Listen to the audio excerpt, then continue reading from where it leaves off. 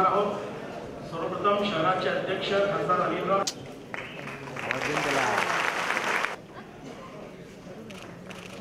यानंतर पक्षाचे त्याचप्रमाणे गुरुतुल्य आणि परंतु मी लोकहिताई भीमराव तापकीर, जगदीश मुळीक, आपले सरचिटणीस दीपकराव मिसाळ, आपल्या ज्यांना हडपसर अशा अवघड भागातून निवडून आलेले आपले योगेश टिळेकर, मुरली अण्णा, धीरज घाटे. आज मी सर्वप्रथम आपले सत्कार मूर्ती केंद्रीय पर्यावरण मंत्री आदरणीय प्रकाश जावडेकर यांचा पुणे शहराचा लोकप्रतिनिधी म्हणून मनापासून जाहीर आभार मानतो. कुणाचा वैयक्तिक उल्लेख करत नाही किंवा मला आदर ठेवून मी ते बोलतोय. कचऱ्याची समस्या सुटावी यासाठी आम्ही एका ग्रामपंचायतीला त्यांच्या परवानगी शिवाय कचऱ्याला जागा देण्यासाठी राज्य सरकारला आम्ही मागणी करणार आहोत. मला असं वाटतं कुणाला अधिकार आहे दुसऱ्याच्या घरात जाऊन कचरा टाकायचा? दृष्टी नसलेलं नेतृत्व असलं की एखाद्या शहराची कशी वाट लागते तशी आपल्या पुणे शहराची वाट लागली आहे. मला असं वाटतं की सहजपणे बोलून जातात की युनिव्हर्सिटीचे इथलं पूल जरा आमचं चुकलंच, मेट्रो आणि रिंग रोड जरा रखडलंच. हे सहजपणे कसं बोलतो? जनता वेळी नाहीये, मात्र आपला करंटेपणा आणि नाकर्तेपणा स्वतः परमेश्वर त्यांच्याकडे बोलून घेते असं मला वाटतं. कारण ह्या गोष्टी तुम्हाला 15-15 वर्ष दिल्यानंतर जर करता येत नसतील आणि हा बोलायचा तुम्हाला काय अधिकार आहे? जनता हुशार आहे.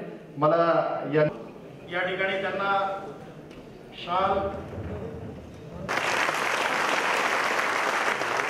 प्रकाश जावडेकर आगे बढ़ो, प्रकाश जावडेकर आगे बढ़ो.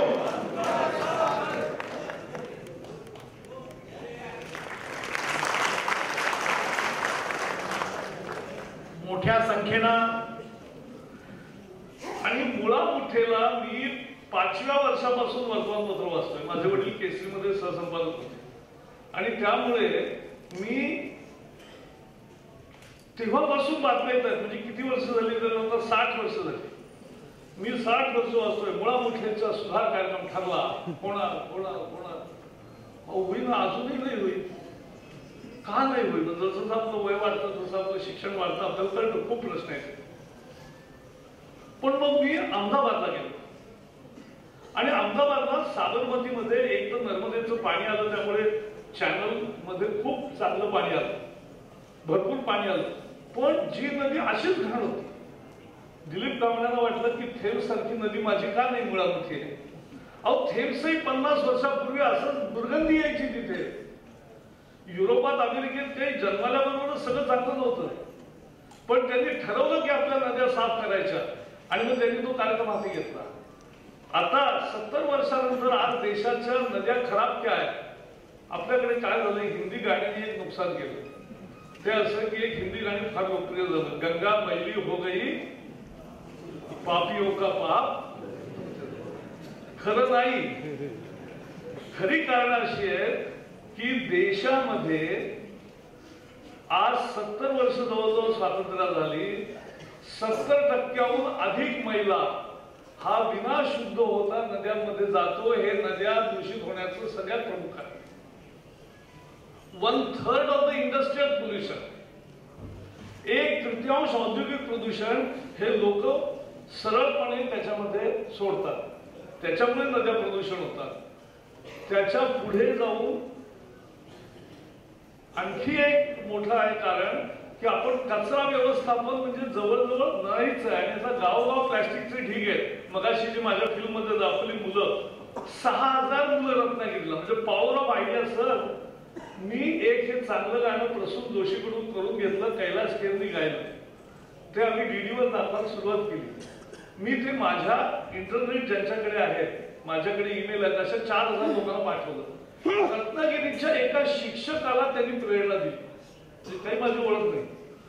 त्यांनी त्याच्या शाळेतल्या मुलांकडून ते गाणं बसवून घेतलं मग मला त्या शाळेच्या संचालकांनी फोन केला की म्हटल्यावर तुम्ही याल का आमच्याकडे, सगळी मुलं जातात.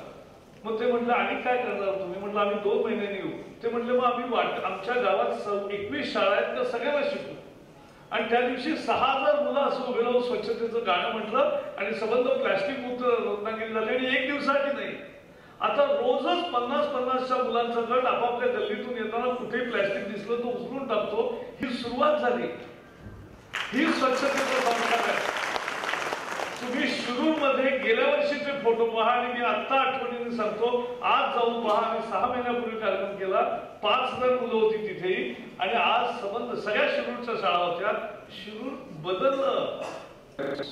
कोटी रुपयाचं अनुदान आणलं म्हणून नव्हे, तर आपण जी अत्यंत उत्तम अशी कामगिरी केंद्र सरकार पर्यावरण मंत्री म्हणून केलेली आहे त्याबद्दल आहे असं मी समजतो. व्यापक स्वरूप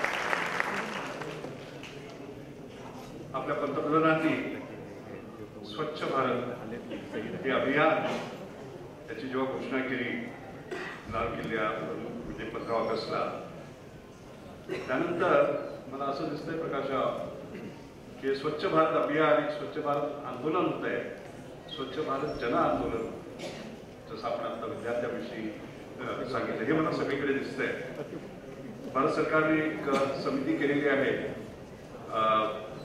टेक्नॉलॉजी एक्सपर्ट कमिटी, स्वच्छ भारतचे 19 मेंबर्स आहेत त्याचा मी अध्यक्ष आणि मी स्वतः पाहतो आहे काय होत आहे.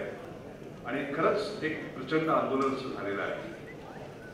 आता स्वच्छ भारत म्हटलं पण तिथे स्वच्छ पुणे आलं, आणि स्वच्छ पुणे जर करायचं असेल आपल्याला तर स्वच्छ नद्या पाहिजे, हे फार महत्वाचं आहे. आणि म्हणून हे जे आपण आम्हाला सर्वांना समजून सांगितलं की हा प्रयोग काय आहे, माझ्या मते अत्यंत महत्वाचा आहे. मला असं वाटतं की नद्या शहरातल्या आणि विकास हे एकत्र येतात, जोडले जातात दोघांमध्ये.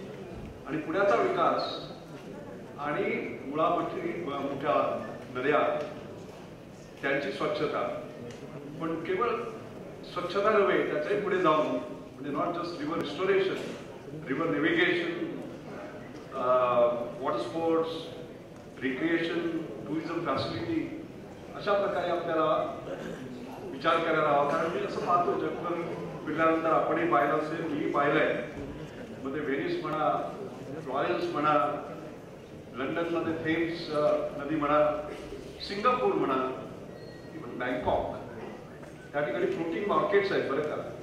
तसं आपल्याला फ्लोटिंग तुळशीबाग का करता येऊ नये, असे विचार आपण करायला, आणि हे आपण करू शकतो.